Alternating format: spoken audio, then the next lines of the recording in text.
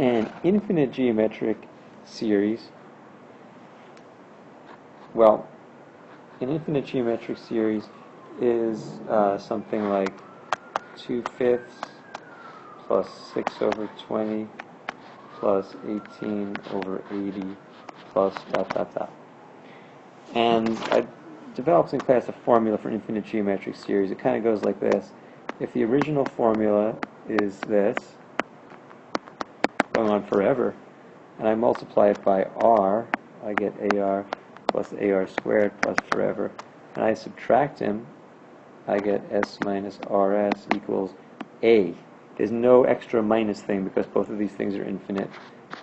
1 minus R equals A, or S equals A over 1 minus R. So that's a big formula for the infinite geometric series. Applied to this question up here, A is 2/5. 1 minus R is multiplied by 3 multiplied by 4. So we get 2/5 over 1/4, which is 8 over 5. So that's infinite geometric series formula. Actually, if you have something like a repeating decimal, like 0.4747 ... we can do sort of a similar process, multiply by 100, and it turns into 47.4747. When I subtract, I'll subtract this way. Get 99x equals 47, or x equals 47 over 99. Now, these formulas could be used for analyzing something called fractals. And we did a worksheet.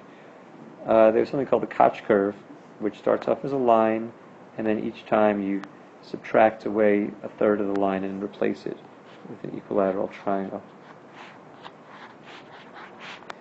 And if the original line segment had perimeter of 3, this first iteration has a perimeter. Each piece is now 1/3, so it's 1 each. These are each 1. I've cut out the middle third, but there's 4 of them, so it's 4. Whereas in this one, there were 4 segments, each of length 1. Here there are 16 segments. 1, 2, 3, 4. There are 16 segments that each have a length of 1/3, which is 16 over 3.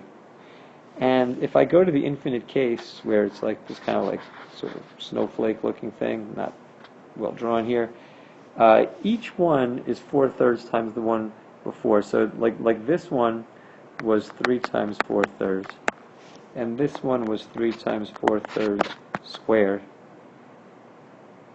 So in general, the perimeter of the infinite case is going to be 3 times 4/3 to the infinity, which is actually infinity.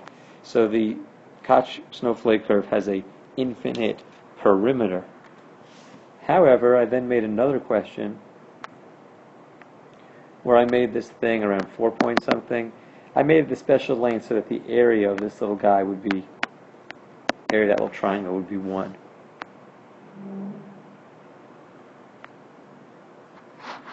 Now when I go to the next iteration, this triangle still has area 1, but these little guys, each one is 1/3 the width of the original triangle, but its area is actually just 1/9 of it.